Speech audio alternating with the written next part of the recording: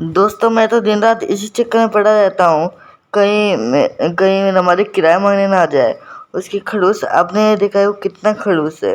उस अगर एक बार किराया मांगने आ गया ना तो किसी भी तरह चाहे मुझे कुछ भी करना पड़े उसके लिए उसको क्या देना ही देना पड़ेगा।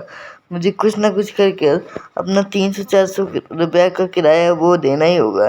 ये झोपड़ी है गाइस। मैं शहर में नौकरी करता था, आपको विश्वास नहीं होगा, लेकिन उसने भी कल या परसों की डेट में मैंने नौकरी से निकाल दिया। अब अगर वो किराया मांगने आ गया मेरा मरी तो दिमाग खराब कर देगा। 1 मिनट मालिक अभी आ। अरे आप मुझे मार क्यों रहे हो? मैं बाहर आके बात करते हैं। आपने मुझे मारा क्यों? आप पहले मुझे ये बताइए। शायद उन्होंने एक में ऐसे किराया नहीं दिया था, ये तो आज दे दूंगा। मैं दे दूंगा सर, मैं आज शाम को किराया दे दूंगा। आप इतना परेशान क्यों हो रहे हो? मैंने कहा था ना मुझे 2 दिन का वक्त दे दो। अब बस आज शाम में आपका किराया तुरंत दे दूंगा, मेरा भरोसा कीजिए। अभी आप यहाँ से जाइए, शांत रहिए थोड़ा। अगर साले तुमने आज शाम को किराया नहीं दिया ना तो मेरी रूम में दिखना मत।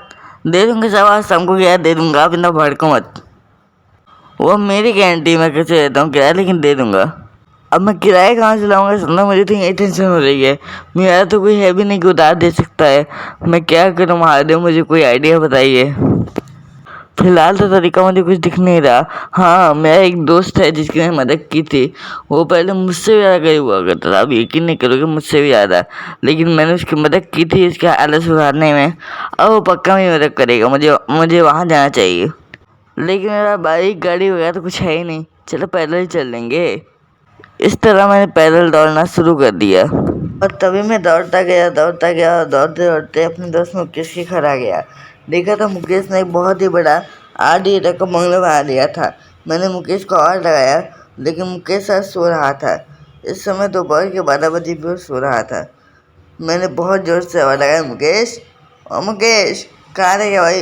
तब मुकेश आया और कहा, कौन है इतना चिल्ला रहा है?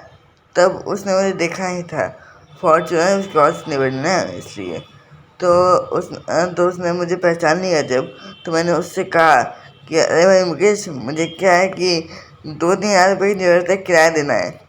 देख भाई, मैं तो 3 हज़ार रुपये तो दे देता, लेकिन ये देख मेरा सारा पैसा इस बड़े सी हवेली और इस फॉर्चूनर को खरीदने चला गया। तो माफ़ करना भाई, मैं तुझे पैसे नहीं दे सकता। पैसे मैं तुझे फिर कभी दे दूँगा, ठीक है? ठीक है भाई, अब तेरे पास पैसे हैं नहीं या तो देना ही चाहता है, ये तो भगवान ही जाने। लेकिन अब तो पैसे नहीं देगा तो मुझे यहाँ से चलना चाहिए। ठीक है, मैं चल रहा हूँ, बाय।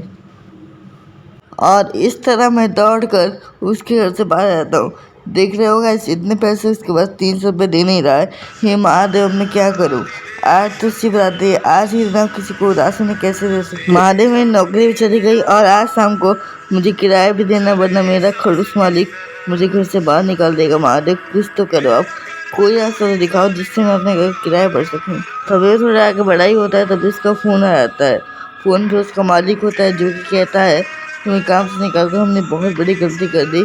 कल हमारा इमरजेंसी काम है, तुम्हें कल से ही अपनी नौकरी ज्वाइन करनी होगी। मैंने ट्रेन की टिकट तुम्हें व्हाट्सएप कर दी है, आ जाए, ठीक है? इमरजेंसी काम है, प्लीज़ मना मत करना। वो महादेव को शुक्रिया बोलता है। वाकई महादेव के होते हुए सृष्टि में कोई उदास नहीं रह सकता।